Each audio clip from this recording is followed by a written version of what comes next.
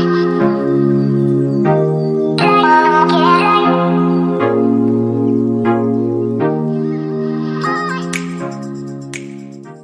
everyone, welcome back to my channel Dr. Shivani's Dream Life. I am Dr. Shivani Singh and I am a dental surgeon. और आज हम लोग बात करने जा रहे हैं रूट कैनाल ट्रीटमेंट के बारे में, तो जिसको हम लोग बोलते हैं दांतों की नसों का इलाज करना।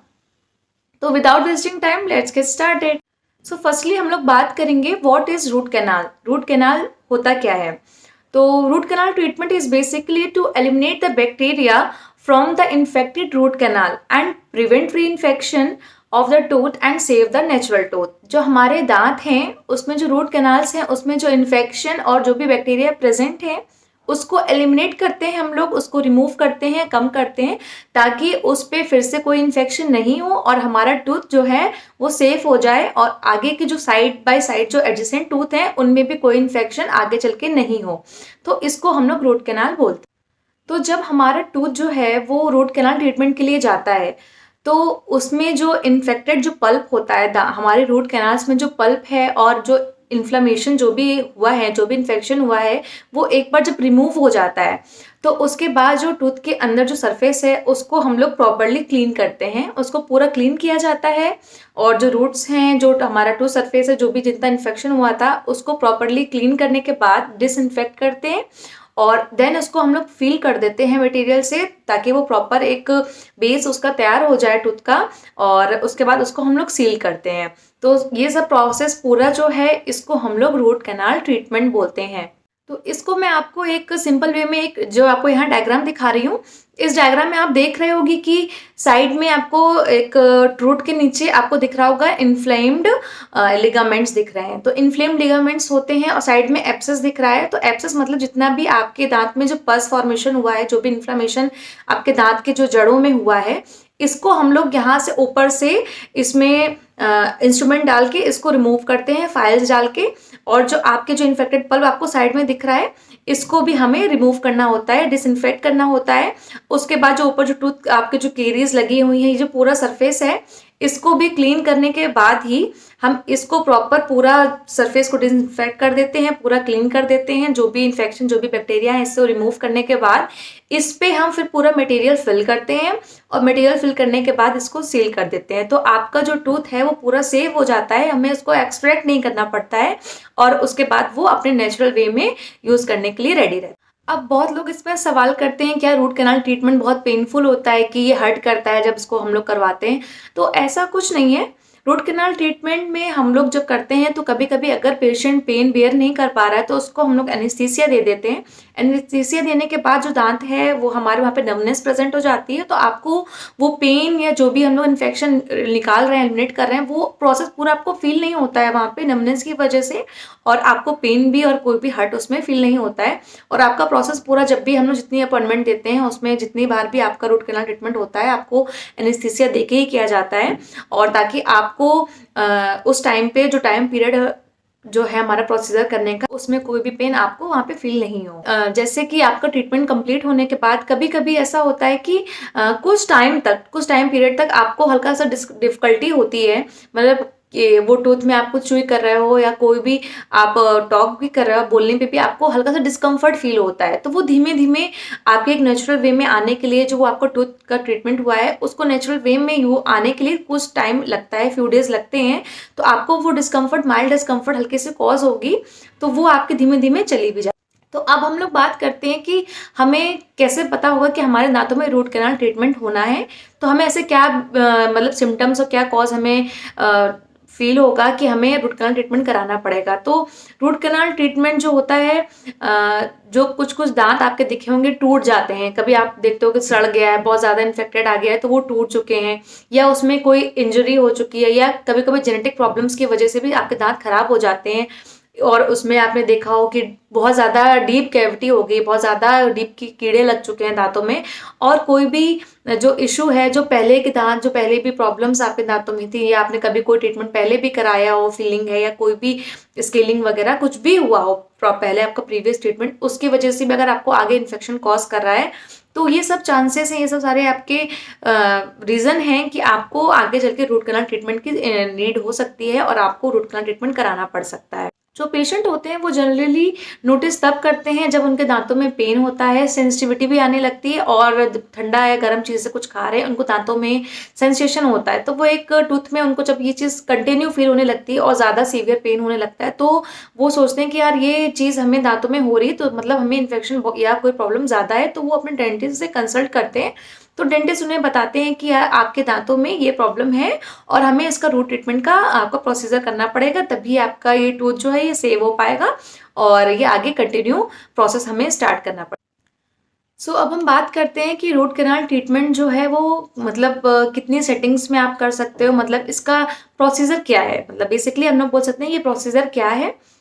तो पहले आप लोग ये जान लीजिए कि रूट कैनाल ट्रीटमेंट हम लोग दो तरीके से कर सकते हैं, एक होती है सिंगल सेटिंग, एक होती है मल्टीपल सेटिंग। सिंगल सेटिंग भी अपने टाइम पे अपनी वे पे अच्छी है और मल्टीपल सेटिंग भी अपने टाइम और अपने वे पे अच्छी है। कभी कभी ऐसा होता है कि पेशेंट को ज़्यादा टाइम नहीं होता है, कभी उसको अर्जेंटली कोई नीड होती है किसी वजह से, तो हमें उसको सिंगल सेटिंग में कंप्लीट करना होता है। बट अगर आप देखा जाए कि आपको इन फ्यूचर आपके लॉन्ग लाइफ के लिए, आपके टूथ के लिए, तो हम सजेस्ट करते हैं कि आप मल्टीपल सेटिंग में कराइए, जिससे कि धीमे धीमे आपके जो इन्फेक्शन है वो एक बार में ही नहीं निकले, धीमे धीमे करके जो भी इन्फेक्शन रह भी जा रहा है, बच भी जा रहा है, वो भी निकल जाए और उसके बाद हम टूथ को फिल करके और सील करें। तो मल्टीपल सेटिंग मतलब मेरे नज़रिए में मल्टीपल सेटिंग बेस्ट है। बहुत सारे डेंटिस्ट सिंगल सेटिंग भी प्रेफर करते हैं, बहुत सारे डेंटिस्ट मल्टीपल सेटिंग्स भी प्रेफर करते हैं। बट ये आपके नॉलेज में होना चाहिए कि जो रूट कैनाल ट्रीटमेंट का जो प्रोसेस है इसको कंटिन्यू कंप्लीट होने में अराउंड 15 to 20 डेज लग भी जाते हैं, कभी कभी 1 मंथ भी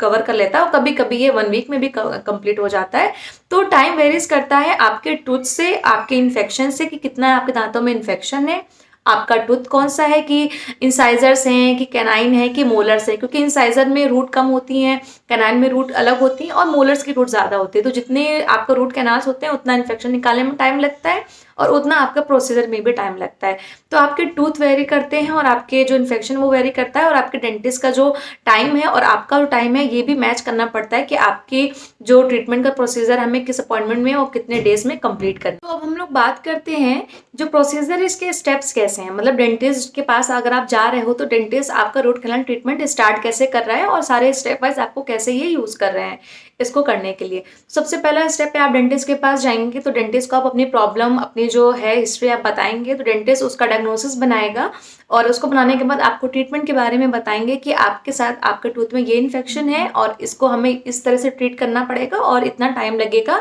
और इतना आपको कॉस्ट आपका लग जाएगा आपके ट्रीटमेंट में। तो सबसे पहले डेंटिस्ट आपके दांत का एक्सरे लेता है, उस एक्सरे से ही हमें मालूम पड़ता है कि आपका इन्फेक्शन कितना सीवियर है और कितनी स्टेज में कितना ज़्यादा फैला हुआ है, कौन से टूथ से और कितने टूथ तक आपका एडजेसेंट टूथ भी इन्वॉल्व है कि नहीं है। तो एक्सरे के बाद ही डेंटिस्ट आपको बता पाएंगे कि आपके टूथ में रूट कैनाल ट्रीटमेंट होना है और कितना सीवियर केस है और कितने आपको मतलब टाइम पे आपका ये ट्रीटमेंट कंप्लीट होगा। तो एक्सरे लेने के बाद आपका जो रूट कैनाल ट्रीटमेंट है वो स्टार्ट होता है, आपको अपॉइंटमेंट देके होता है, या अगर आपके पास टाइम है तो आपका उस दिन भी स्टार्ट ट्रीटमेंट हो सकता है। तो रूट कैनाल ट्रीटमेंट में जैसे आपको मैंने बताया कि आपका पहले पूरा सरफेस आपका टूथ ओपन कर किया जाएगा और आपके जो रूट कैनाल्स हैं उनको क्लीन करेंगे, उससे धीमे धीमे इन्फेक्शन आपका रिमूव होगा, जो भी बैक्टीरिया है, जो भी आपका इन्फ्लेमेशन हुआ है, जो भी आपके में एब्सेस फॉर्म हुआ है, कुछ भी आपके प्रॉब्लम है, तो उसको रिमूव करने के बाद ही जैसे वो शायद आपका एक अपॉइंटमेंट में भी हो जाए या 2-3 अपॉइंटमेंट लगे, तो उसमें जैसे ही आपका इन्फेक्शन रिमूव हो जाता है और आपके जो टूथ एरिया और जो गम एरिया वहाँ पे कोई भी आपको पेन फील नहीं होता है, कोई भी सेंसिटिविटी फील नहीं होती है, तो ये सब चीज़ें होने के बाद ही डेंटिस्ट आपके टूथ को फिल करते हैं एंड सील करते हैं। उसके बाद आपको 1 to 2 वीक का रेस्ट देते हैं, क्योंकि उसके बाद उसके ऊपर क्राउन प्लेसमेंट होता है। तो क्राउन के बारे में मैं आपको नेक्स्ट वीडियो में बताऊंगी। तो अभी हम लोग रूट कैनाल ट्रीटमेंट में जितना है यही आपको नॉलेज के लिए है कि देन आपका जब टूथ सील हो जाता है तो उसके बाद आपका रूट कैनाल ट्रीटमेंट कंप्लीट होता है। जब आपके सारे इन्फेक्शन खत्म हो जाए और आपको कोई भी पेन और कोई भी सेंसिटिविटी फील नहीं हो, तो आपको ये नॉलेज में होना चाहिए कि आपका टूथ का जो रिकवरी है वो हो चुकी है, अब कोई भी इन्फेक्शन नहीं रह गया है और आपका रूट कैनाल ट्रीटमेंट अब कंप्लीट हो चुका है। सो अब हम लोग बात करते हैं व्हाट आर द प्रिवेंशंस, मतलब आपको उसके बाद कौन कौन से प्रिवेंशन लेने हैं। सबसे पहला है, सिंपल वे है कि आपको ब्रशिंग ट्वाइस अ डे, आपको दिन में 2 बार ब्रश जरूर करना है। और आपको डेंटल फ्लॉस और माउथ वॉश तो अपनी रेगुलर डेंटल हेल्थ के लिए, आपको ओरल हेल्थ पे, अपने हाइजीन के लिए कंटिन्यू यूज ही करना है। तो और आपको सबसे पहले कि वार्म सलाइन रिंसेस भी करने होते हैं, गर्म पानी में नमक डाल के कुल्ला आपको करना ही करना है। अगर आपके मुंह में कोई भी इन्फेक्शन है, कोई भी आपको सेंसिटिविटी या कोई भी प्रॉब्लम फील हो रही है, तो आपको ये 3 चीजें रेगुलर अपने डे में यूज रखनी ही रखनी है। दूसरा, आपको डेंटिस्ट आपको मेडिकेशन भी प्रोवाइड करते हैं, तो आपको एंटीबायोटिक है या पेन किलर है या कोई भी आपको जो मेडिकेशन डेंटिस्ट ने आपको प्रोवाइड किया है, उसको प्रॉपर टाइम पे, प्रॉपर डे में जितना उन्होंने दिया है, आप उसको प्रॉपर यूज करेंगे और आपको जो भी सिम्टम्स हैं वो आपके धीमे धीमे खत्म हो जाएंगे। तो आपको डेंटिस्ट खुद ही आपको मेडिसिन लेने के लिए मना कर देंगे। तो ये प्रोसेस के बीच में आपको मेडिकेशन भी लेना है, अपने मुंह को अच्छी तरीके से क्लीन रखना है और उसको जो भी इन्फेक्शन है उसमें नहीं बढ़े, तो उसके लिए आपको वार्म सलाइन रिंसेस, ब्रशिंग भी करनी है, डेंटल फ्लॉस और माउथ वॉश भी यूज रखना है।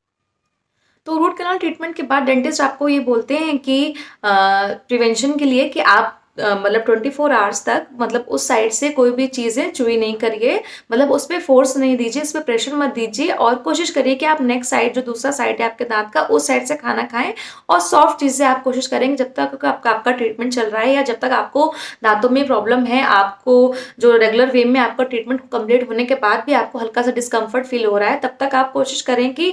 उस पर प्रेशर या उस पर फोर्स नहीं दें, जिससे आपके टूथ में कोई भी इन्फेक्शन जो बचा है या कोई भी प्रॉपर जो आपका भी सेटिंग नहीं हो पाई है, जो मटेरियल फिल किया गया है उसको सेट होने में टाइम लगता है। तो उसके लिए 24 आवर्स तक आपको थोड़ा सा सॉफ्ट खाना खाना चाहिए और कोशिश करनी चाहिए कि ज़्यादा गर्म चीज़ें नहीं लें और उस तरफ से प्रेशर उसको नहीं दें। तो 24 आवर्स के बाद आप वार्म सलाइन रिंसेस वगैरह करेंगे और आप रेगुलर ब्रश और रेगुलर अपने डेंटल हेल्थ को मेंटेन करने से धीमे धीमे आपका जो भी माइल्ड डिस्कम्फर्ट है वो भी चला जाता है और आपका टूथ अपने नॉर्मल पोजिशन में आ जाता है। सो गाइज, ये था मेरा रूट कैनाल ट्रीटमेंट की इन्फॉर्मेशन, मैंने आपके साथ शेयर की है तो एक समराइज वे में। होप आपको ये इन्फॉर्मेशन आपके लिए हेल्पफुल रही हो और आपको इस वीडियो से बहुत कुछ गेन हुआ हो और आप अपने